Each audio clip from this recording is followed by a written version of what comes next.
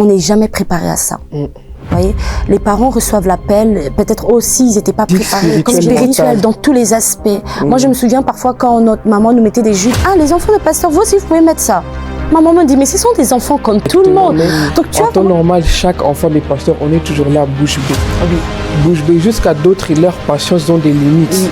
Si tu franchis la limite, d'autres ils vont peut-être exploser, d'autres ils vont pas exploser mais ils vont partir. Voilà. Parfois même il y a d'autres, ils vont pas partir mais ils vont se retirer de leur. Vous voyez des enfants de serviteurs, ils ne servent où nos parents nous ont présenté un Dieu, mais c'est pas parce que les parents ont présenté un Dieu là que ça s'arrête là. Il doit arriver à un moment donné, on doit faire aussi une rencontre avec ce Dieu là.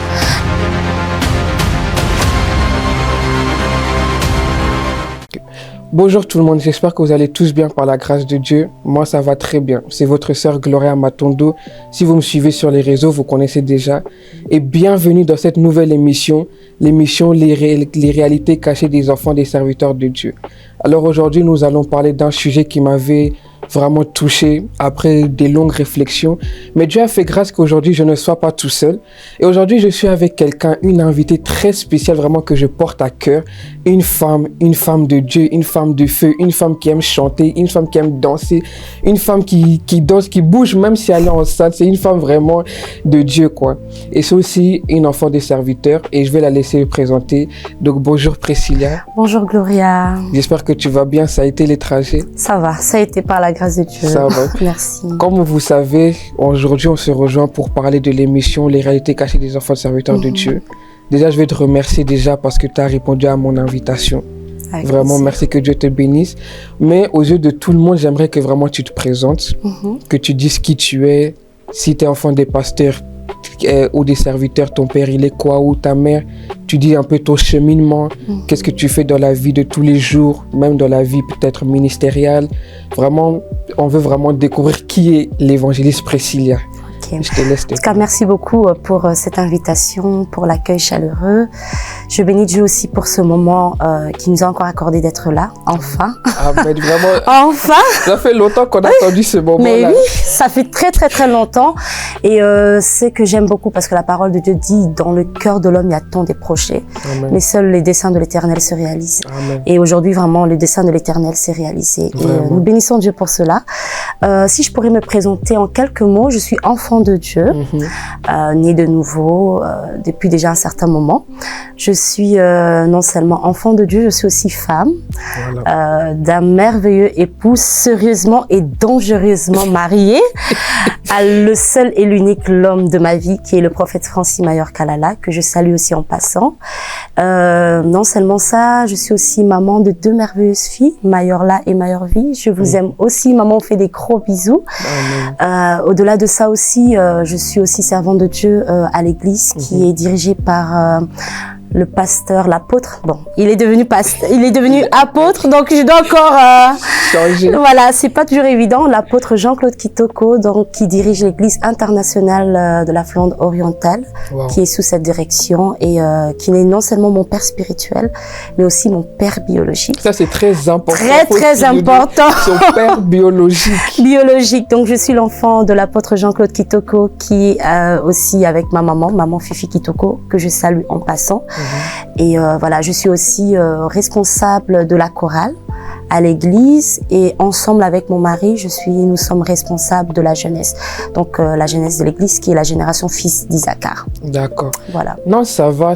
Il y a beaucoup de points que nous on a en commun. En commun. On va développer, les gens vont découvrir, on va rien dire. Doucement.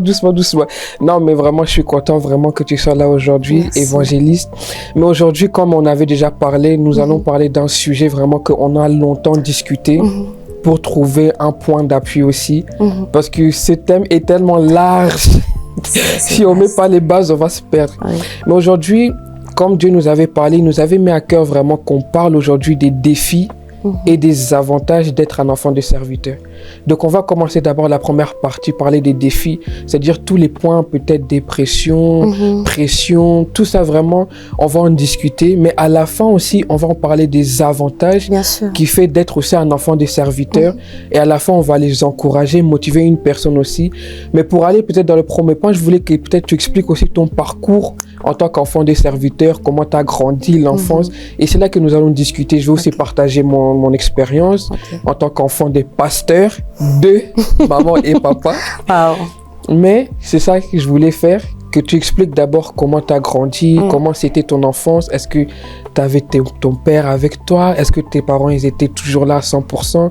Qu'on discute un peu, qu'ils comprennent les défis que nous aussi, en tant qu'enfants, nous subissons. Parce que c'est vrai que les parents, ils ont leur mission, mais nous, derrière ça, on subit souvent des pressions. Exactement. Et je te laisse t'exprimer, que tu sois à l'aise. En tout cas, merci beaucoup pour la parole. Pour vraiment faire bref, moi, j'ai toujours grandi à l'église. Donc, dès le ventre de ma mère, je pourrais dire, le Seigneur me connaissait. Donc, j'étais vraiment dans les choses de Dieu depuis, je pourrais dire, depuis le ventre. Si je peux vraiment parler de mon parcours, on a toujours, comme j'ai dit, on a toujours grandi à l'église. Papa, à l'époque, bon, comprenez-moi, je vais parler papa, hein, donc apôtre, papa, c'est mon papa. Donc, papa, il était frère à l'église, et puis par la grâce de Dieu, il a commencé à monter, il est devenu responsable de certains ministères, certains départements. Je me souviens qu'il était responsable de l'accueil et aussi de l'intercession. Donc, nous, déjà, depuis toute petite, on vous réveille le matin, on vous habille, vous partez à l'église, vous partez à l'école de nuit. Donc, c'était vraiment ça notre vie. Donc, c'était vraiment la routine. Donc, c'était, bon, à l'époque, voilà, on était sur maison, église, école. Donc, c'était vraiment ce triangle-là. Je connais ce triangle-là. Voilà. Maintenant, ça commence à devenir beaucoup plus. C'est plus triangle, ça commence à aller dans tous les sens. Ça commence à s'ouvrir. Et voilà, on a toujours grandi dans ça. Et voilà. Et comme je l'ai dit, il y a des choses... les parents reçoivent l'appel. Ils acceptent l'appel. Et puis, nous, en tant qu'enfants, on n'est pas vraiment conscient. Je pourrais dire en quelque sorte, parfois on subit. Parce qu'à un moment donné, vous voyez que, voilà, on avait vu quand papa, il était souvent, par exemple, à l'intercession ou bien on voyait quand même, il était à la maison, il était là. Et au fur et à mesure, on sent que parfois papa part en voyage, papa part là-bas. Bon, on est petite, on comprend pas. On comprend pas. Mais moi, vraiment, ce que je comprends, ce que j'ai vraiment, la leçon que j'ai vraiment retenu, c'était vraiment la transition quand il est passé de diacre à pasteur. Ça vraiment, je l'ai senti je l'ai senti parce que à l'époque, si je ne me trompe pas, j'avais 10 ans. Donc un enfant de 10 ans est bien conscient. Il est bien conscient. Et bien conscient de certaines choses. Et je me souviens une fois, papa, on lui avait envoyé en mission, il devait aller aux États-Unis. C'était d'abord quelques semaines et puis il avait fait 1 mois. 1 mois, vous voyez pas votre papa, vous demandez où, maman, elle essaie de nous expliquer, mais on comprend pas c'est quoi, voyage missionnaire, il est parti, et il avait souvent des voyages comme ça. Et voilà, donc, on comprenait pas, bon, on dit oui, le Seigneur a appelé papa, mais tu vois aussi que tu commences à partager ton papa. Oui, avec tout le monde. Avec tout le monde. À la maison, vous l'appelez papa, et puis tu vois que à l'église, tout le monde l'appelle papa. Mais tu dis, on m'a jamais présenté cette tantine, c'est pas ma tante, on m'a jamais présenté ce tonton comme mon grand frère, ma grande sœur, c'est quoi, c'est qui? Et toi, cette incompréhension-là, tu comprends pas, mais on était toujours dans les choses de Dieu, on a grandi, j'ai adhéré à la chorale, j'ai commencé quand même à chanter très, très, très tôt, dans les choses de Dieu, donc, je pourrais dire que il y a beaucoup de choses qui m'ont impacté positivement. Et parfois, je pourrais se dire négativement dans le sens où tu ne comprends pas et tu dois grandir très précocement. Tu dois, nous, parce que moi, jusqu'à présent, je suis aussi la fille de papa. Quand j'appelle maman, toujours, la première question, papa, il est où? Donc, j'étais vraiment très, très attachée avec papa. Et puis, à un moment donné, tu as l'impression qu'on te prend ton papa. Et voilà. Et au fur et à mesure, avec le temps, j'ai accepté, j'ai compris. Et voilà, quoi. Nous, de notre côté, nous vraiment, on a aussi grandi dans l'église. Moi, vraiment, mes parents nous ont très bien bâti dès le jeune âge à l'église. Dans toutes les églises, moi, j'ai toujours été dans la chorale, toujours dans les instruments. Batterie, maintenant piano. Bon, moi, on nous a toujours focalisé à l'église. À l'église. Au début, mes parents, ils n'avaient pas de charge, peut-être protocole. Ma mère, mon père, ils commençaient les intercessions, les trucs, mais tu sens toujours la présence de tes parents jusqu'au jour où on arrive en Belgique, ils sont devenus des pasteurs. Là-bas, vraiment, tu sens une différence, tu vois. Parce que nous, on n'est pas nés enfants des pasteurs. Nous, on est devenus, mais les parents, ils ont été consacrés, confirmés seulement, tu vois. C'est-à-dire qu'ils étaient déjà appelés, mais ils étaient confirmés au temps de Dieu. Mais ils étaient déjà appelés. Mais nous, on a grandi. Moi, je sais que je suis devenu, c'était en 2000, si je me trompe pas, 2022 qu'ils ont été confirmés, tu vois. Donc j'avais déjà un grand âge. Ah oui. Et c'est un changement brusque comme ça que ils sont devenus pasteurs, ils ont beaucoup de responsabilités. Parfois, tu veux leur parler, mais les téléphones sonnent toujours. Ou peut-être vous êtes dans une conversation sérieuse, mais ils sont obligés de couper pour aller sortir. Parfois, tu vois, parfois les week-ends, ils sont pas là. Mais nous, on a appris à s'adapter très vite et à comprendre et à les soutenir. Mais c'est pas pour autant qu'on ne vit pas des pressions ou on ne vit pas des souffrances ou des réalités que personne comprend. Du coup, c'est ça que moi, je vais aller dans des points. Quelle était ta pression que tu as ressentie durant toutes ces années-là? Parce qu'aujourd'hui, si on peut en parler, c'est qu'on est déjà guéri. Oui, bien sûr, on est guéri. C'est qu'on est déjà satisfait de tout et on est là aussi pour aider une personne qui est dans cette situation ou qui était dans la situation où nous étions. Nous sommes là pour aider parce que on a déjà passé une étape. Mais du coup, les pressions, quel genre de pression peut-être tu as dû subir en tant que jeune ou toute ta vie? Les pressions que tu as pu avoir, c'est ça que moi je voulais qu'on parle, si tu t'en rappelles encore. Comme ça, tu peux nous expliquer un peu les pressions, les dépressions, les moments vraiment des faiblesses. Non, mais je dirais beaucoup plus, et tu l'as bien dit, hein, c'est la transition. On n'est jamais préparé à ça.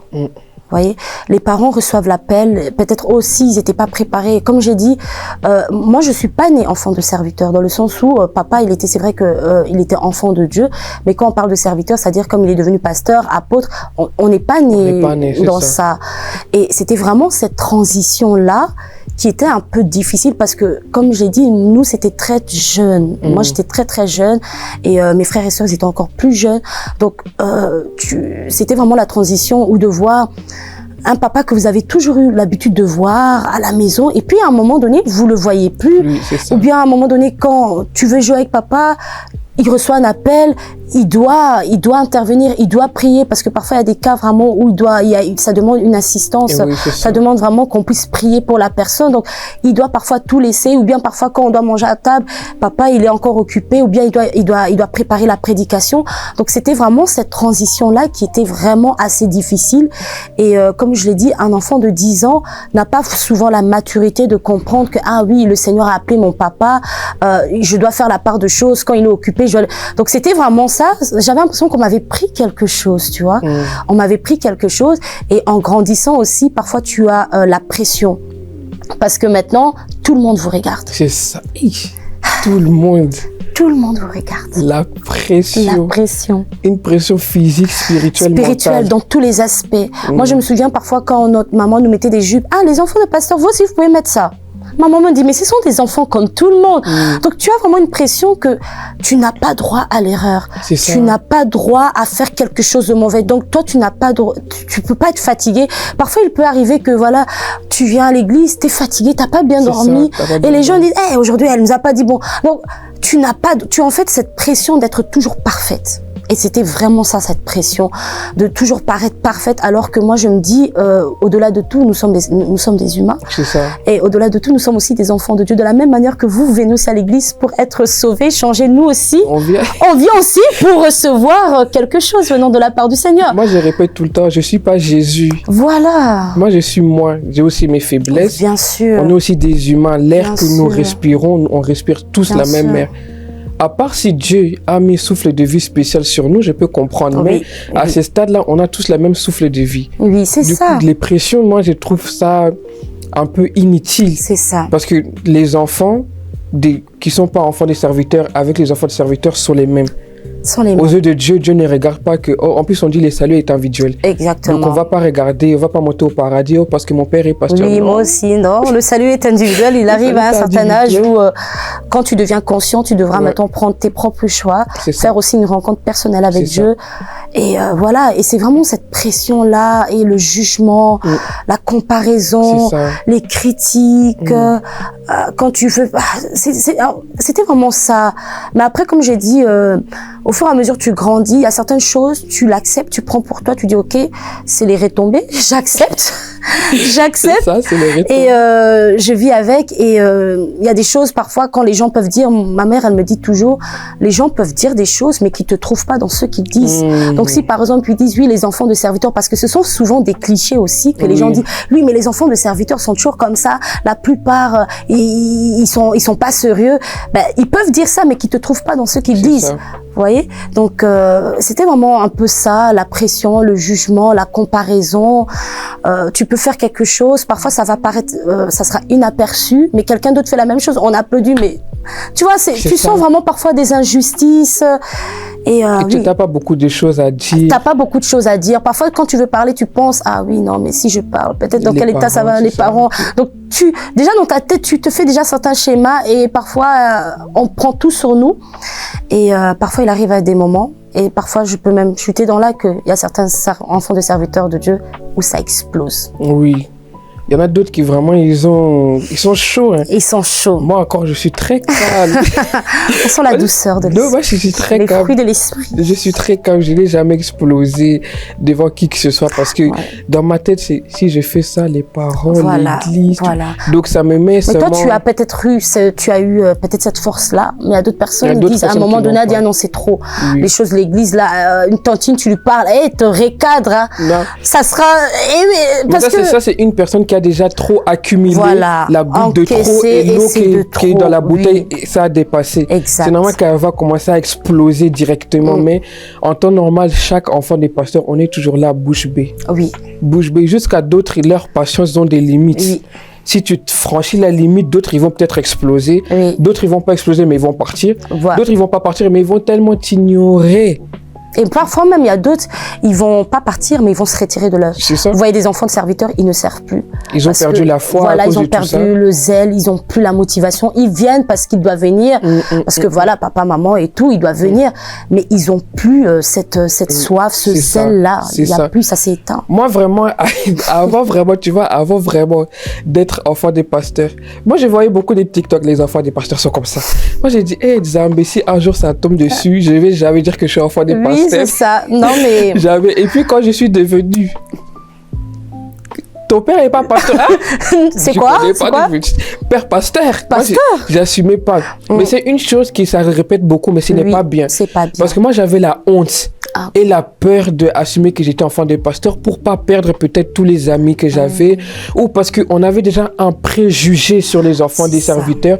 Moi j'ai dit que non, je veux pas qu'on me juge ou qu'on me mette dedans. Moi j'avais peur, j'avais honte. Je disais jamais que non, mais l'église où j'ai pris c'est mes parents, les pasteurs. Moi je dis seulement l'église, les pasteurs c'est qui? Pasteur Mike. Mike quoi? Mike je connais pas le nom de famille. Si je dis le nom de famille, ils vont faire la liaison, ok. Moi je disais pas, mais un jour je me suis dit, mais non, Gloria, tu peux faire aussi la différence. Tu n'es pas comme tout le monde, ou on n'est pas ce que les gens disent. Okay. Et j'ai commencé à assumer que non, j'étais enfant des pasteurs. Et quand j'ai assumé, là-bas, on va aller dans les amitiés.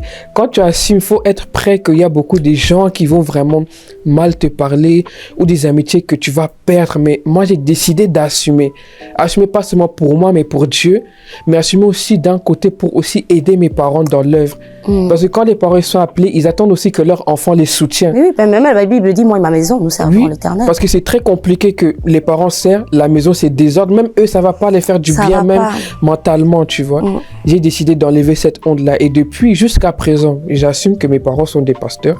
Je peux les publier. Je dis que, quand je les publie, je dis ma mère biologique. Ma mère biologique et ma mère spirituelle fière. Ça, tu vois, je suis très contente. Mais quand on parle de tout ça, avant qu'on aille peut-être dans les avantages, moi, je voulais qu'on parle un peu des blessures causées peut-être à cause de l'église ou à cause des gens de dehors ou même des blessures qu'on a pu avoir peut-être à cause des changements brusques de nos parents, genre l'infection, la tension, le temps peut-être que tu passais tous les week-ends avec tes parents, d'un côté t'as plu.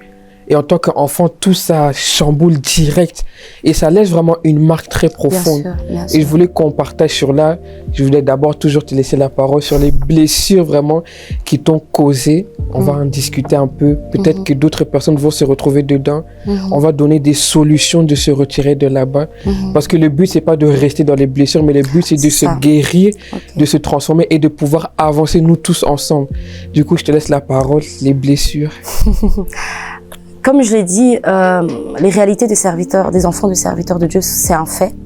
On peut pas dire que ce sont des clichés ou bien c'est l'imagination. Non, ce sont des faits. Et comme tu l'as dit, suite à cela, il peut avoir des blessures. Il peut avoir des blessures parce que, comme je l'ai dit, lorsque Dieu appelle une personne, que ce soit par exemple des parents, là on parle des enfants de serviteurs, donc je peux parler peut-être ça peut être parfois le papa ou la maman. C'est-à-dire tu dois partager. C'est ça. Et tu dois accepter de partager. Tu dois accepter parfois de voir des vacances en famille être annulées. Cependant, j'imagine, en fait, je me mets à la place d'une personne d'un enfant d'un serviteur, ils avaient l'habitude d'avoir certaines routines. Et vous voyez que ces genres de choses, en fait, tout a disparu. Ça crée... C'est même pas un processus, mais c'est tout d'un coup. D'un coup, comme ça, d'un coup. L'enfant peut-être n'a pas le temps de se préparer. L'enfant, tu n'as pas le temps de te préparer pour dire ah oui, ok. Déjà parfois quand vous êtes trop jeune, tu ne comprends même pas. Tu comprends pas. Et quand même en grandissant, bon, c'est vrai que tu peux quand même comprendre, mais ça reste quand même. Ça reste quand même. Parce qu'un changement dans la vie d'un humain, c'est parfois le changement. Quand on amène un changement, par exemple, je donne un exemple, Gloria. Si on te dit tu as l'habitude de te réveiller par exemple à 7h, et on te demande de te réveiller à chaque fois à 5h30, tu vas te dire ah ça va être non, c'est difficile. Ça va te prendre du temps pour pouvoir t'adapter à ce nouveau rythme là. Et il est de même aussi dans ce genre de situation, ça prend parfois du temps de s'adapter et ça peut parfois créer de la frustration, ça peut parfois créer comment dire, parfois de la haine. Parfois même vis-à-vis de parents, il y a des enfants qui par exemple, ils ont de la haine, ils se disent oui, vous nous avez sacrifiés, vous privilégiez l'église, vous privilégiez par exemple les membres de l'église et nous on se sent abandonnés et ça crée un sentiment de rejet, un sentiment d'abandon. Et moi je dis toujours dans ce genre de situation, il y a des blessures que parfois même nos parents ne peuvent pas guérir. C'est ça. Là, c'est seulement l'intervention du Saint-Esprit. Voilà, c'est vraiment le Saint-Esprit qui va faire un travail profond. Je pense qu'on pourra par la suite, on va aller aussi en profondeur, dans le sens où nos parents nous ont présenté un Dieu, mais c'est pas parce que les parents ont présenté un Dieu là que ça s'arrête là. Il doit arriver à un moment donné, on doit faire aussi une rencontre avec ce Dieu là. Et quand on fait la rencontre avec Dieu, c'est à ce moment là que le Seigneur guérit nos blessures. C'est ça. C'est à ce moment-là que le Seigneur, comment dire, ce mal-être que tu as peut-être ressenti durant des années, que le Seigneur pourra toucher et guérir. Et moi, j'aime une chose, lorsque le Seigneur guérit la blessure, en fait, vous savez, il y a des gens, en fait, qui mettent juste un pansement sur la blessure. Mais il n'y a pas de cycle. Il y a pas mettre un pansement sur la blessure, ça montre que la blessure est toujours là. Il est toujours là. Mais quand il y a la cicatrice, ça montre que j'ai été blessée. Mais non seulement j'ai été blessée, je suis guérie. C'est ça. Vous voyez? Et c'est ça en fait. Donc moi je dis que j'ai connu des blessures parce qu'à un moment, comme je l'ai dit, il y a des moments où j'avais l'impression qu'on m'avait pris mon papa. Surtout les gens qui disent, n'oublie pas, c'est aussi mon père. Hein. Là-bas, je ne sais pas si c'est pour déclencher. La caméra est là. Hein. La caméra est là. Quand vous dites ça, c'est pour créer quoi? Non, mais vraiment, ce sont des choses qui blessent profondément les gens. Ça blesse. Aujourd'hui, il y a des enfants, vraiment, moi, même dans les réseaux, je vois sur TikTok et tout, mais je peux ressentir cela. Il y a beaucoup d'enfants, des serviteurs qui sont dans la dépression. La frustration, la frustration. Colère. Il y en a beaucoup qui ont même envie de se ôter la vie. Ou qui ne veulent même plus croire en Dieu, qui ne veulent plus croire au Dieu peut-être que leurs parents servent, pas à cause de leurs parents, mais à cause de tout l'environnement. L'environnement, comme je dis, ça peut être parfois, les gens parfois peuvent être, et moi je les en veux pas, hein. Les gens peuvent parfois être maladroits, les gens peuvent parfois dire des choses sur toi, et toi tu te dis, la personne peut-être a dit comme ça, inconsciemment la personne ne sait pas derrière qu'est-ce que ça peut produire, qu'est-ce que ça peut créer, les complexes dans lesquels ça peut plonger certains enfants de serviteurs. Vous voyez, parfois il peut arriver, peut-être il y a d'autres enfants de serviteurs. J'ai eu je pourrais dire une anecdote. Une fois, on avait à l'époque, on chantait, et puis il y avait quelqu'un qui a dit, on était là tous en groupe. Ah ouais, mais toi tu as bien chanté, hein. Mais les autres quand ils ont chanté, on sentait rien. Mais on était là, mais tu sais pas qu'est-ce que ça peut créer. Oui, ça crée vraiment une frustration. En fait, ça peut créer une frustration parce que ça aussi, moi, j'avais vraiment grandi avec une blessure dans le sens où j'avais l'impression que moi, je pouvais jamais faire quelque chose de bien. Et ça venait pas forcément de mes parents, mais parfois, tu as l'impression que quand les autres font, c'est bien, mais quand c'est pour toi, c'est pas bien parce que voilà, tu vas voir les gens vont dire, ah, mais pourquoi t'avais fait comme ça? Alors que peut-être ça pouvait être une remarque constructive, c'est très bien, mais la manière dont ça a été abordé, c'était pas ça. Et ça crée parfois une frustration. énorme. C'est ça. Mais aussi, d'un côté, c'est qu'il y a aussi beaucoup de gens qui ont aussi la haine envers nous en tant qu'enfants de serviteurs parce que nos parents vont les devenir des gens connus. Ouais. Donc, à chaque fois que peut-être tu dis quelque chose même qui est bien, ils vont transformer ça en mal parce qu'ils savent que tu pourras pas répondre. Donc, ils peuvent créer toutes les tempêtes qu'ils veulent. Ils savent juste que t'as pas le droit de répondre. C'est pour ça qu'ils en profitent. Mais moi, d'un côté, c'est pas bien parce qu'il y a des enfants qui répondent. Hein. C'est juste parce qu'ils tombent pas sur les bons enfants parfois. On est trop gentils. Tu tombes. Parce que moi, je suis gentille. Je vais faire ma bouche. Mais il y a des enfants vraiment ils blaguent pas. Non. Mais je pense qu'à part les défis, il y en a encore plusieurs. Mais je pense que ça sera pas la seule émission. On va vraiment parler même d'un type de défi spécifique en profondeur. Mais là, à part les défis, je veux aussi que maintenant, on plonge un peu dans les avantages. Exactement. Parce qu'on a des défis, oui. On est blessé, on est frustré, on est peut-être dans la dépression. Moi, j'ai vécu dans la dépression. Mais aujourd'hui, je suis libéré. C'est pour ça que Dieu m'a permis de parler de ça. Moi, j'avais peur de faire ces thèmes-là, les enfants des serviteurs de Dieu. Tu as peur quand on voit des messages anonymes, efface ta vidéo, sinon... Mais moi, je ne vais jamais effacer. Parce que quand ça vient du Saint-Esprit, je l'applique. Exactement. Parce qu'une chose que j'ai dit au Saint-Esprit, si c'est toi qui veux, je le ferai. Okay. Si c'est pas toi, je ne vais pas le faire. Mais on a pris le courage à demander là aujourd'hui. Mais comme je dis, c'est pas facile. C'est pas facile d'en parler. Parce que c'est vrai que souvent, moi, je me souviens que parfois, avec d'autres enfants de serviteurs, on en parle juste entre nous. Oui, entre nous. Mais se mettre là... Et parler devant. Moi, j'ai l'impression que c'est un sujet tabou.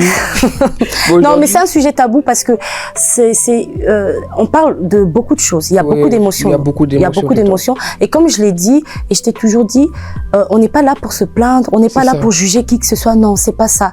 Et comme j'ai dit, aujourd'hui, on a des cicatrices parce que ça montre qu'on a été guéris. C'est ça. On était blessés auparavant, mais aujourd'hui, cicatrisés. Donc, Dieu nous a guéris. Dieu a fait un travail de profondeur. Il y a même des blessures qui sont déjà effacées. Et déjà effacées, on s'en souvient plus parce que Dieu a fait un travail, Dieu nous a restaurés. Aujourd'hui, on peut en parler avec toute joie, avec toute liberté parce que Dieu a fait un travail en nous.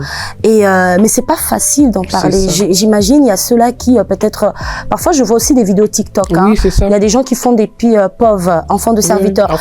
Tu vois tous les commentaires, je dis, waouh, on est nombreux. On est nombreux, mais on n'a pas... Je pourrais dire que c'est pas facile. Ouais, c'est pas facile. C'est pour ça que cette vision-là n'est pas faite pour se plaindre ou pour viser quelqu'un. Non. Mais c'est pour expliquer tout en aidant une personne à être transformée et guérie. Exact. Parce que je pense qu'à travers cela, on peut enlever beaucoup de gens dans la dépression. Bien sûr. Des gens, ils auront peut-être des oreilles à qui ils peuvent pleurer. Voilà. Il y aura toi, il y aura moi. Et on comprend les mêmes réalités parce que on vient pas vous parler des choses qu'on a entendues ou que ChatGPT nous a donné, mais c'est le vécu. C'est le c'est le parcours. Elle a vraiment parlé avec le cœur, le vécu. C'est le parcours.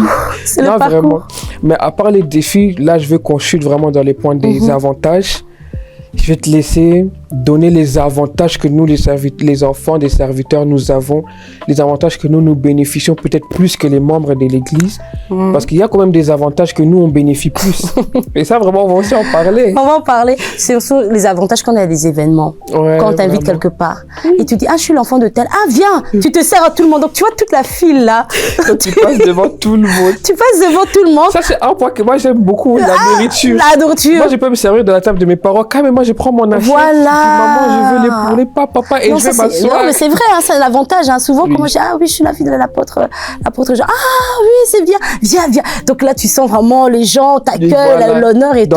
Mais on garde l'humilité. Hein. Plus grande table que tu as vue, mais à part la nourriture, il y a des avantages. Il y a plus spirituels aussi. Bien évidemment. Moi, je pourrais dire que l'avantage, c'est que, parce qu'on grandit dans un environnement spirituel. C'est ça. Donc, c'est vraiment un avantage. Moi, par exemple, si je pourrais parler vraiment de moi, avec toute humilité, on a, comme je dis, dès le bas âge, on a grandi dans les choses de Dieu. Donc, c'était vraiment une sémence que les parents ont sémé dans ma vie, dans la vie de mes frères et sœurs. Et il arriva un âge où, vous voyez, où l'âge, tu grandis à l'école. Même moi, à l'école, on m'appelait Maman Maria. Parce que je refusais de faire certaines choses. Je refusais, par exemple, de me compromettre comme certaines personnes. Et d'autres personnes me disaient, ah, toi, va là-bas, t'es Maman Maria, t'es trop sainte et tout. Parce que j'ai grandi dans un environnement qui, les parents nous ont enseigné la voie du Seigneur. Comme la Bible dit, enseigne à ton enfant, montre à ton enfant la voie du Seigneur. Quand il sera grand, il ne va pas s'en détourner. Tu vois? Et moi, j'ai grandi dans ça. Et en grandissant, tu te rends compte que il y a des choses, tu le fais pas parce que c'est pour papa, mais tu le fais parce que il y a la sémence qu'ils ont mis en toi te rend conscient de certaines choses. Moi, il y a certaines choses, je n'ai pas fait parce que forcément mes parents étaient serviteurs, parce qu'il y a des enfants des serviteurs qui font des choses aussi en cachette. C'est ça. Les parents ne sont pas là, les parents sont pas au courant. Même s'ils sont au courant, parfois ils arrivent plus à maîtriser. C'est ça, ils arrivent pas à maîtriser. Mais moi, il y a des choses que je me disais, ah non, je peux pas faire parce que je suis enfant de Dieu. Tu vois, je suis enfant de Dieu. Donc c'est vraiment, je pourrais dire, ce sont des sémences que les parents sèment dans la vie des enfants. Amen. Et au fur et à mesure que les enfants grandissent, ils grandissent avec cette sémence-là. C'est ça. Même s'ils vont se détourner, mais il y aura toujours quelque chose qui va leur réclamer. Toujours. Moi, j'avais mis les points comme aussi couverture spirituelle particulière. Voilà. C'est-à-dire que oui, les parents nous enseignent dès les bas âges. Oui. Mais c'est pas tout le monde qui va rentrer dans la vie chrétienne dès les bas âges ou dans la relation avec Dieu. Par exemple, moi, je n'ai pas toujours été dans la relation avec Dieu. Moi, j'ai décidé de me convertir pour avoir une relation avec Dieu. Cela ne veut pas dire que je n'étais pas chrétien, j'étais chrétienne, mais seulement à l'église, pour papa, pour maman. Mais le jour où j'ai décidé de faire ma relation avec Dieu, j'ai compris que non, être enfant aussi des serviteurs, ça bénéficie beaucoup. C'est-à-dire que on a des temps de prière à la maison. Exactement. C'est-à-dire que même peut-être avant de méditation. C'est ça, avant que, par exemple, les pasteurs vont donner les enseignements à l'église, ils nous fait d'abord asseoir nous, ils nous donnent les enseignements à nous, la famille, tu vois. Donc, on bénéficie des enseignements que l'église n'a pas encore reçus, mais que nous, on a reçus. Ce n'est pas de l'orgueil, non, mais c'est la manière dont certains parents, pas tout le monde, c'est ça. Établis, disent que non, moi, je veux que mon enfant grandisse vraiment dans la foi et qu'il voit que on sent toujours la présence de nos parents, tu vois. Moi, je bénéficie beaucoup de quoi? Si j'ai besoin d'aide, moi j'ai pas besoin d'aller appeler les pasteurs ou s'ils répondent pas. Non, moi seulement je descends. J'ai besoin d'aide, tu vois. J'arrive pas à prier.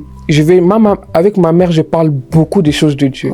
J'arrive pas à prier, maman, j'arrive pas à prier, aide-moi comment prier. Maman, tel sujet, j'arrive pas à prier, aide-moi à prier. Papa, tel sujet, j'arrive pas à conseiller, moi, tu vois. C'est-à-dire que moi, je suis pas obligé de les appeler. Moi, directement, ils sont dans ma maison, tu vois. Et avec nous, ils peuvent, par exemple, éteindre les téléphones et vraiment passer le temps de nous apprendre, de nous conseiller, de méditer avec nous. Moi, toutes les fois que j'ai été dans les programmes, ma mère vraiment a mis vraiment les téléphones à côté pour vraiment se consacrer sur moi, tu vois. Parce qu'elle a dit que non, à part aider les autres, mais ma fille même a besoin d'aide, tu vois. Moi, plusieurs fois, je suis partie, maman, à part tout, moi, si j'ai besoin que vous m'enseignez même privé à la maison, à cause de mon appel et tout, j'ai besoin de beaucoup d'enseignements et tout. Et jusqu'à présent, et cela, ça va durer jusqu'à... Il m'encadre, il m'enseigne à la maison. C'est-à-dire que parfois, ma mère, elle peut me ramener avec elle dans des retraites. Je dis pas parce que je suis sa fille, mais parce qu'elle veut m'enseigner. Elle veut que je sois une femme plus forte qu'elle ou que j'aille dans une dimension plus loin qu'elle. Et c'est ça qu'elle me dit tout le temps. Même mes parents, eux, ils veulent toujours que nous allons plus loin que eux. Mais c'est pas par orgueil ou quoi. Non, c'est parce qu'ils veulent que leurs enfants prennent le volant où eux, ils vont devoir s'arrêter. C'est ça, exactement. Et franchement, si je pourrais aussi rejoindre ta pensée, et en parlant, quand tu parlais, je sentais vraiment l'investissement spirituel. C'est ça. C'est vraiment ça. Parce que c'est vraiment bénéfique quand on a des enfants, on est enfant d'un serviteur ou servant de Dieu, c'est un investissement spirituel. Et tu l'as très bien dit. Moi aussi, je l'ai vécu. On investissait vraiment en moi. Parce que moi, je me souviens quand j'étais petite, j'étais à l'Ecodim et il y avait un papa, je salue aussi papa Eric, s'il aura l'opportunité de voir cette vidéo, en tout cas. On va envoyer la vidéo à papa Eric. On va envoyer la vidéo à papa Eric. Dès le bas âge à l'Ecodim, il avait dit à mes parents, vous devez très bien encadrer cet enfant parce qu'elle a la chose de Dieu. J'avais, je pense, 5 ans, mais quand il m'entendait prier, il était vraiment émerveillé pour un enfant de 5 ans. Comment je prie? Sur ça, moi aussi, je peux aller. Moi, j'ai eu beaucoup de gens beaucoup de prophéties, des prophètes, qui sont partis voir mes parents. Ils ont dit, vous voyez cet enfant-là, vous devez vraiment l'encadrer d'une manière. Moi, j'ai dit, Seigneur, nous sommes 7 enfants. C'est ça. Mais là, j'ai compris, toi, comme l'histoire de Joseph. Ils étaient beaucoup, mais c'était Joseph qui était choisi. Tu vois, cela ne veut pas dire que les autres enfants ne sont pas choisis. Mais par exemple, ma sœur, c'est une chantre. Elle a le don de chanter. Demain, le Seigneur peut-être va la mettre à côté des Denamoana, beaucoup de gens. Tu vois, moi, j'ai pas ce don-là de chanter. Moi, je peux apprendre à chanter, mais j'aurais pas ce don comme elle, tu vois. Mon autre sœur aussi, elle a le don de chanter, elle a le don de faire des bons médias, des bons montages. Demain, elle peut être au milieu des gens qui font des clips pour Moïse Billet, tu sais pas, tu vois. Chacun a son don. Mais moi, tout le temps, me disait, moi, quand me portais des doigts, je dis, Seigneur, moi je vais disparaître. Parce qu'après la pression que tu reçois aussi, c'est lourd, mais c'est bénéfique, tu vois. Parce qu'on met beaucoup sur toi, mais c'est pour un but. C'est ça. Moi, franchement, je bénis aujourd'hui Dieu pour mes parents. C'est ça. Et vraiment pour mon père. Parce qu'il y a des moments où il était tellement derrière nous. Je me rappelais parfois qu'il y avait des événements, on devait chanter avec ma sœur. Il m'avait introduit à la chorale. Tu vas chanter et tout. Moi, parfois je boudais. Hein. Moi, mais tu allais seulement chanter. Il a dit tu vas chanter. Mais au travers leur investissement, que ça soit de maman ou de papa, aujourd'hui, je suis là. Oui.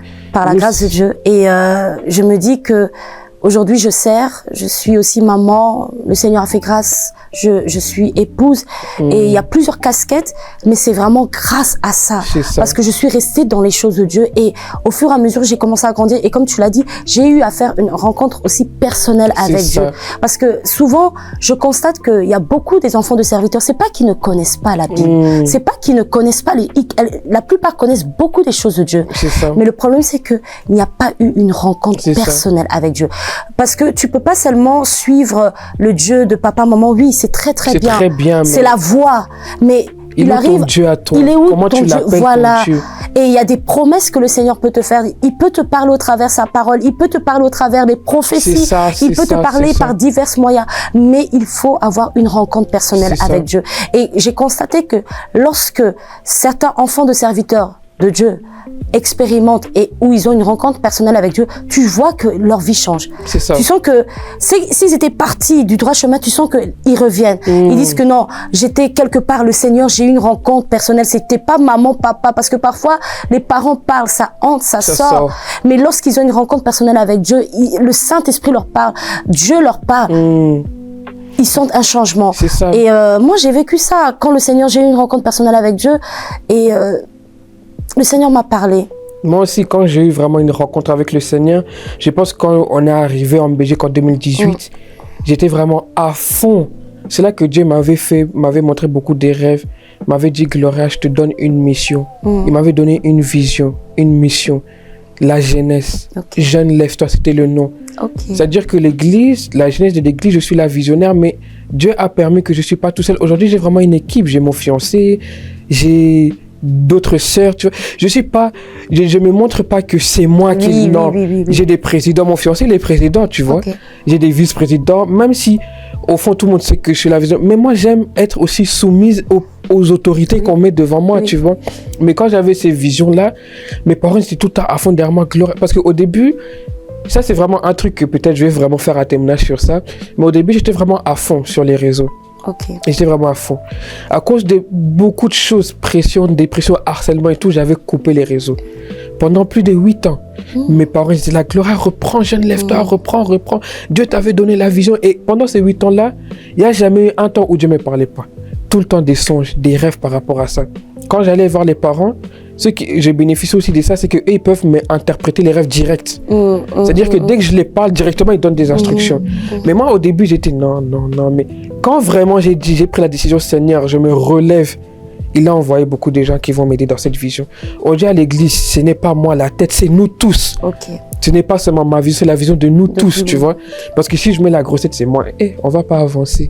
Mais je bénéficie de cela, tu vois. C'est-à-dire que les parents m'ont appris à être humble même avant de recevoir quelque chose. Parce qu'il y a des gens, ils ont rien, mais quand ils ont quelque chose, ils ont la grosse tête. Mais moi, on m'a appris à être humble. Moi, je suis quelqu'un de très humble. C'est-à-dire que même si demain, je gagne l'auto, je vais toujours m'habiller normal. Je vais m'habiller toujours je peux même m'habiller avec les jogging. C'est très normal. Moi, je suis très humble, tu vois. Mais je bénéficie de l'aide spirituelle aussi, tu vois. C'est-à-dire qu'il y a des moments, je suis dans la dépression. Moi, ma mère, il y a des moments où vraiment, elle devait faire comme ça pour me sortir de la dépression. Parce que moi, je suis une enfant, quand je vais mal, je ne parle pas. Tu encaisses. J'encaisse. Parce que j'ai toujours grandi avec ça, encaissé, tu vois. Quand tu étais un enfant harcelé, quand tu prends tout. Et tu as l'habitude de tout le temps prendre tout sur toi, tu vois. Et puis quand ça devient quand tu as eu beaucoup de trahisons, tu prends tout sur toi. Et maintenant, tu deviens aussi enfant des serviteurs. Bon, moi, mes parents, ils sont pasteurs, tu vois, les deux.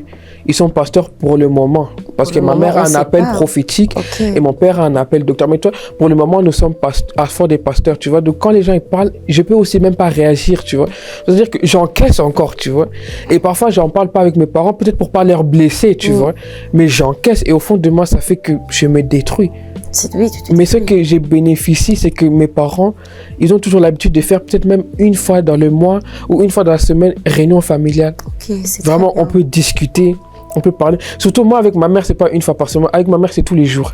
On s'assoit, moi, quand je vais chercher ma mère peut-être au travail ou quand on est tranquille, moi, je rentre dans sa chambre. Maman, t'es disposée? On parle. On peut parler pendant 3 heures.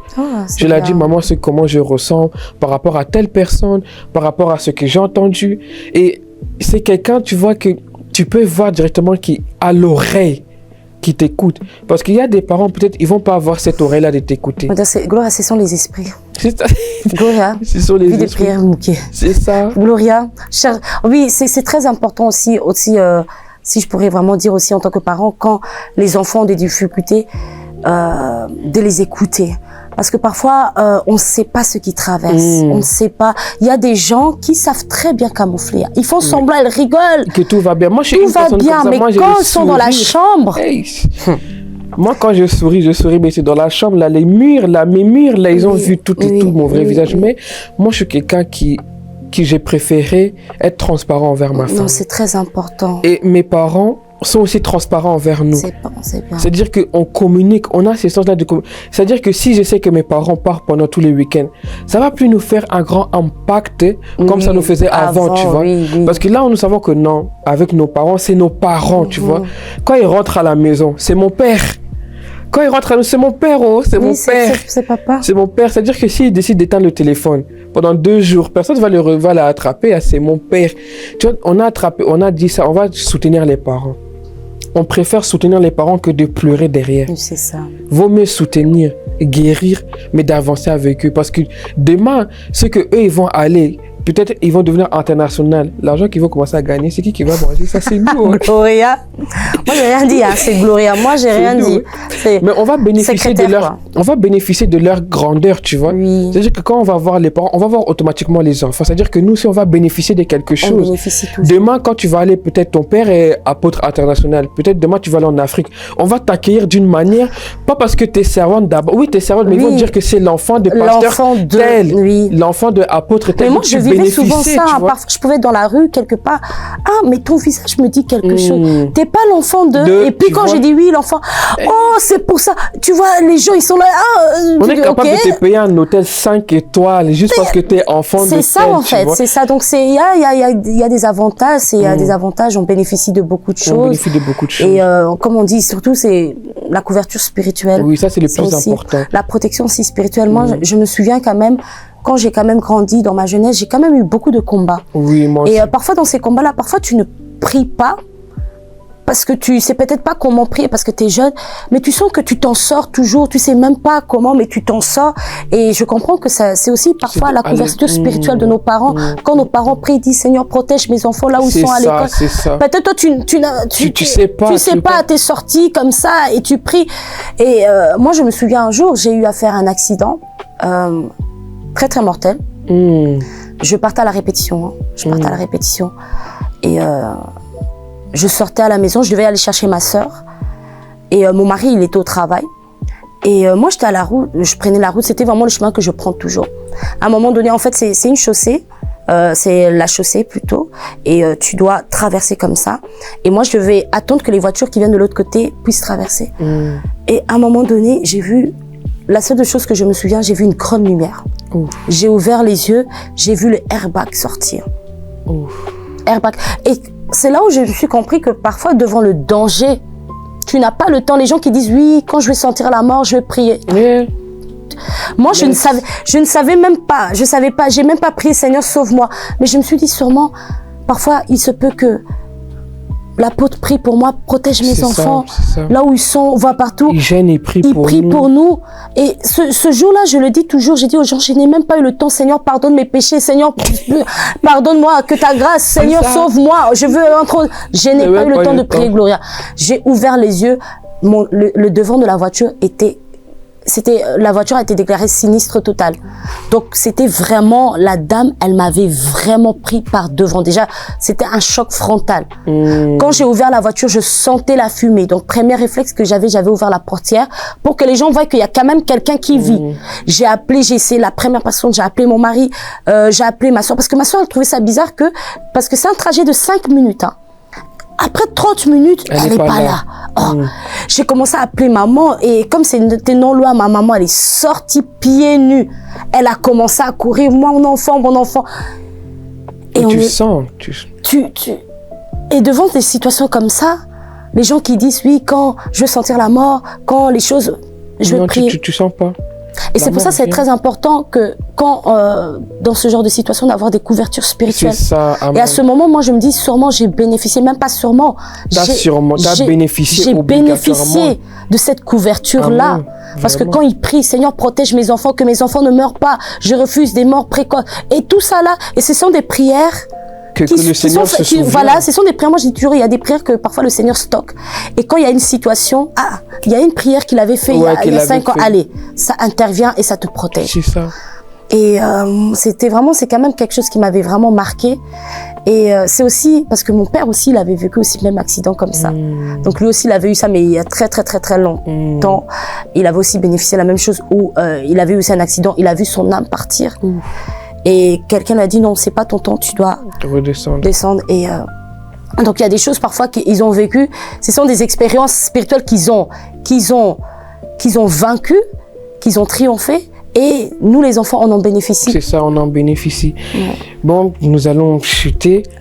Mais nous allons chuter quand même, on va encourager, motiver peut-être une personne ou une enfant qui est dans la dépression, qui est dans la débauche, peut-être, parce que oui, c'est pas tous les enfants des serviteurs qui sont carrés. Non, c'est mais on doit aussi peut-être leur comprendre pourquoi ils se comportent comme ça.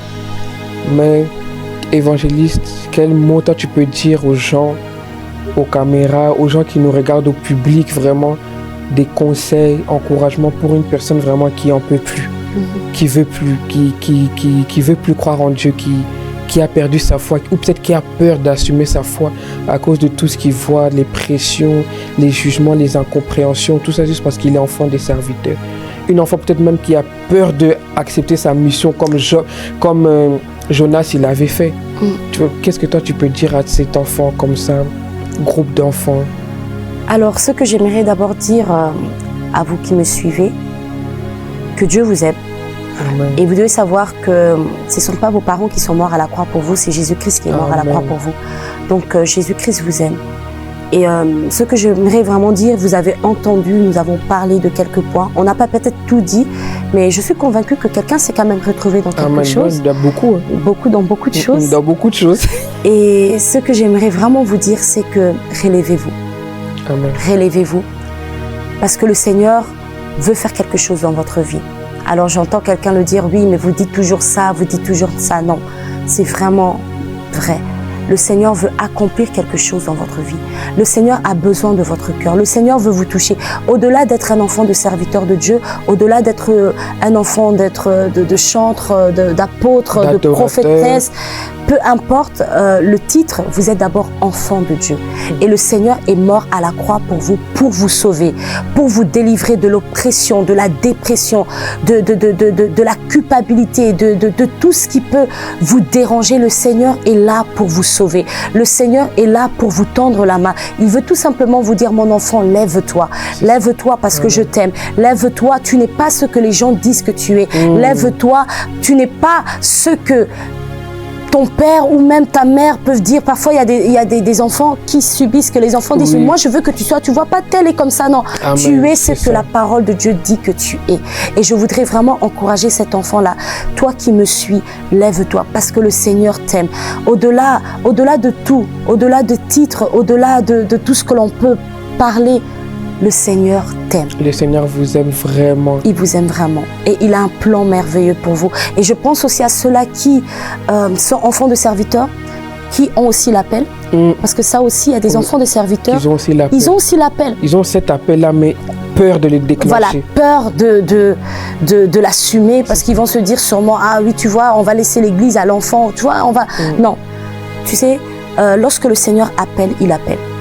Lorsque le Seigneur appelle, il appelle. Moi, je me souviens, lorsque j'ai fait ma rencontre avec le Seigneur, j'ai compris que le Seigneur m'avait appelé. Amen. J'ai compris que le Seigneur m'avait appelé, mais j'avais peur. J'avais peur du regard, j'avais peur que les gens me disent « Mais qu'est-ce que tu vas dire ?» J'étais jeune. Je me souviens quand j'étais rentrée à la Croix, j'étais la plus jeune. Et j'avais vraiment peur parce que souvent, on a tendance à croire que quand c'est les jeunes ou bien quand c'est quelque chose, ce sont les jeunes, il n'y a rien de bon qui peut sortir de là. Alors que Dieu a placé quelque chose en nous. Le Saint-Esprit n'a pas d'âge. C'est ça. Le Saint-Esprit n'a pas d'âge. Jésus a commencé à prêcher à 12 ans, voilà. D'autres à 10 ans, voilà. D'autres à 9 ans. Exactement. Le Saint-Esprit n'a pas d'âge. Si le Seigneur veut se servir de toi à 10 ans, à 11 ans, à 12 ans, à 14 ans, il va le faire. Et il va le faire pour atteindre son but. Ce n'est pas pour qu'un homme soit élevé, mais c'est pour qu'il puisse être élevé au travers de votre vie. Amen. Donc je pense vraiment à cette personne-là qui a l'appel de Dieu. Repends à cet appel. Accepte cet appel parce qu'il y a vraiment des bénéfices lorsqu'on repend à l'appel de Dieu. L'appel de Dieu nous sécurise. L'appel de Dieu nous protège. Dans l'appel de Dieu, tu vas découvrir ce que tu es. Donc répondez vraiment à cet appel pour vivre un exploit dans votre vie. Et puis vous allez vivre beaucoup d'expériences. Expérience avec Dieu. Moi, quand j'ai répondu à l'appel de Dieu, j'ai vraiment fait un rêve où j'ai vu beaucoup de jeunes derrière moi. Voilà. Mais tu vois, comme Jésus avec tous les foules qui le suivaient, Christ, j'étais comme ça. Moi, j'étais devant tout le monde derrière moi. J'ai dit, hey, Seigneur, c'est que tu veux que je fasse quoi? Mais répondez vraiment à l'appel. Répondez vraiment. Tu sais que tu as un appel, réponds à l'appel. N'aie pas peur. Vraiment, sois courageux, bats-toi. Il y aura des hauts, il y aura des bas. Il y aura beaucoup de combats quand tu vas commencer à répondre. Parce que l'ennemi veut justement pas que nous répondons. C'est ça. Mais il y aura beaucoup de combats. Mais pour aujourd'hui, je pense qu'on va faire d'autres épisodes. épisode 2, on va faire deuxième partie, pas de problème. Pour aujourd'hui, on va chuter par là. Vraiment, moi, j'ai vraiment été béni par votre invitation aussi. Et je crois que tout le monde a aussi été béni et nous avons tous bénéficié aujourd'hui de quelque chose. Donc n'hésite pas à écrire dans les commentaires, même un sujet que tu voudrais qu'on en parle ou un sujet que toi tu as vécu, que tu voudrais qu'on explique. N'hésite pas à dire si tu as bien compris, n'hésite pas à dire si tu as été béni. Like, commente, partage, vraiment. Invitez tous les enfants des serviteurs, tout le monde. Mais aujourd'hui c'est la fin. Évangéliste, moi je vais te laisser faire la prière de clôture. Tu vas nous bénir, on a besoin d'onction de l'évangéliste. Amen, amen. En tout cas, merci beaucoup Gloria pour cette invitation. C'était aussi un honneur, un privilège de pouvoir encore partager. Et je suis convaincue que les vies seront bénies, les vies seront touchées. Et là où tu es dans ta maison, j'aimerais que tu puisses juste fermer tes yeux et prier avec moi. Éternel aux armées, je te dis merci, toi qui es le maître de temps et de circonstances. Toi qui as encore permis dans ton amour que ce jour puisse voir lieu. Je te dis merci Seigneur parce que nous avons eu à partager notre vécu, nous avons eu à partager les grandes choses que tu as accomplies dans notre vie. Et ma prière est que ce que tu as fait dans notre vie, que tu puisses aussi le faire pour mon frère, pour ma sœur qui va nous suivre à cet instant, au nom de Jésus. Amen. Seigneur, je prie pour que tu puisses même faire des grandes choses, Seigneur. Amen. Je prie pour que les écailles puissent tomber, que tous les combats internes, les problèmes avec lesquels ils sont en train de lutter, que tu puisses leur accorder la paix, que Amen. Tu puisses leur accorder la joie. La même manière que nous avons goûté ton amour, la même manière que nous avons goûté à ta joie et à ta paix, qu'ils puissent aussi goûter à cela et voir combien il est merveilleux d'être enfant de Dieu, voir combien il est merveilleux d'être enfant d'un serviteur, d'être enfant de servante de Dieu éternel aux armées. Merci Seigneur pour la force que tu donnes à quelqu'un, à cette personne qui avait peut-être abandonné les choses de Dieu, à cette personne qui a dit je ne veux plus servir, je ne veux plus faire quelque chose. Merci de lui donner la force de se relever, merci de lui donner la force encore de te servir, merci de lui donner la force Seigneur Jésus-Christ de aller à l'avant Seigneur. Merci Seigneur pour ce moment. Je prie Seigneur pour que tu puisses bénir Gloria ainsi que toute l'équipe Seigneur qui a organisé cet événement. Je prie Seigneur Papa pour que ta main puissante puisse être avec eux. Toi qui as donné la vision. Seigneur, je prie pour que tu puisses encore donner la provision divine dans cette émission. Seigneur, nous allons nous séparer, mais je prie pour que ta présence, ta joie puisse nous accompagner. Dans le nom puissant de Jésus-Christ, avant de se prier, nous disons Amen. Amen. Bon, n'hésitez pas à partager la vidéo. On se retrouve à la prochaine émission, prochain épisode. À bientôt. À très bientôt.